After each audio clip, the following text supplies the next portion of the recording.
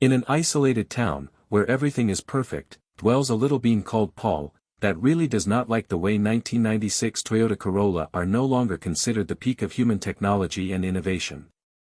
Everybody in this town is tired of Paul's shit, and they can't take a second more of him talking about how, if you put a Honda Civic's catalytic converters into the 1996 Toyota Corolla, they would become the ultimate machine.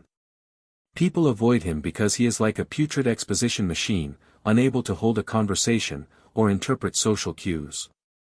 Paul is the type of person that has only one line of code in his brain, and that is to spew nonsense and stupidity. It is said that the entry's town IQ drops 5 points every time Paul opens his mouth. The issue here is that the townspeople have become protectors of sort, because if Paul shall be unleashed, he would lower the entire world population. But the town won't hold forever. They are at a point where most residents enjoy mint ice cream, and only drink potassium instead of water. They say it is because water is communist. We are reaching now lows. These people think Jesus Christ is a Kardashian family member, and lives in New York. There is a secret group in this town called the Boinkers, that, to my surprise, dedicate themselves to gooning as a way to keep their IQ protected from Paul's powers and influence. Some ancient books from 2005 have revealed that maybe space farts could be a solution to this problem, but there is an urban legend even older, from 2002, that says Paul could have a case of intergalactic ass worms, and Walmart parking lot syndrome. That is when you like to arrange illegal fights between intergalactic races in Walmart parking lot, while you get high on Walmart chicken sandwiches and Monster energy drink. If you are strong enough, you could maybe taste the white one, even though you could die if your level is not high enough. All I am saying is that we must protect our Honda Civic catalytic converters from this kind of incident. Remember, they are all the human races have, and will ever have, as a savior, and rock to lean on when things get hard. So, if you feel better now, please, I implore you, pray to your Honda Civic catalytic converter, and show some grace, for they protect us every day, and ask only for us to keep Paul's BS away from their children. The Intergalactic Space Station is getting ready to send out their strongest warriors to combat the space jazzes. Their strongest warrior, Manolo, is a Honda Civic, born from the pits of despair in an ancient place called the Honda Civic Factory. Nobody knows how the atrocities that were born from that place came to be, they are only legends at this point. Manolo is a very chill guy, except for the destruction and such.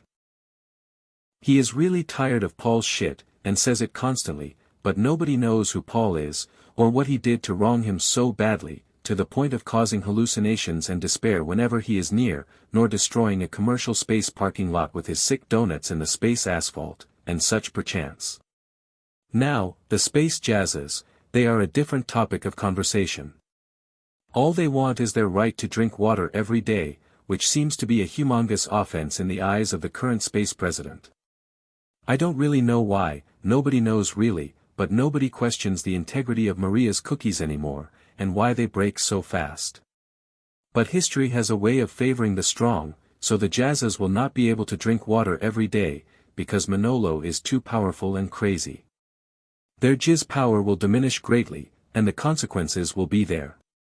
I mean, they are just, whatever. What is the difference between a bologna sandwich and a peanut butter and jelly sandwich?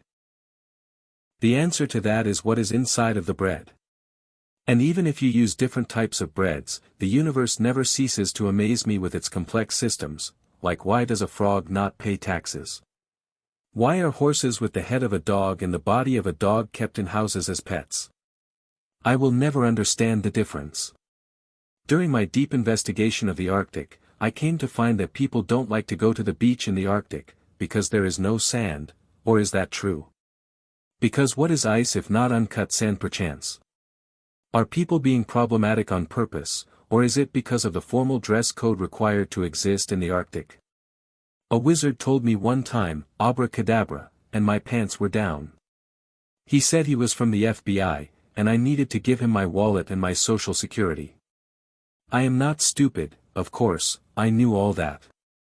Then, after the eyes closed breathalyzer test, I was free, but without wallet or underwear in the North Pole. So I walked to the nearest North Pole Walmart, and they hooked me up with some free violence, some rotten produce, and rotisserie chicken that was raw and cold.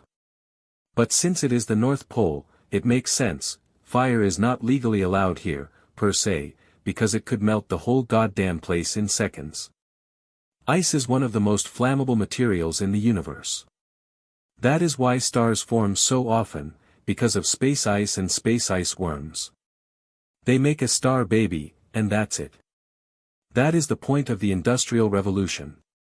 When I first found out, I wasn't sure about it, but apparently, right after the dinosaurs were extinct, Churchill allowed people to build cars in their homes, and that is how Tesla became the president of the United Space Worms' Ice Alliance, against the forces of the evil space skunks, and such perchance.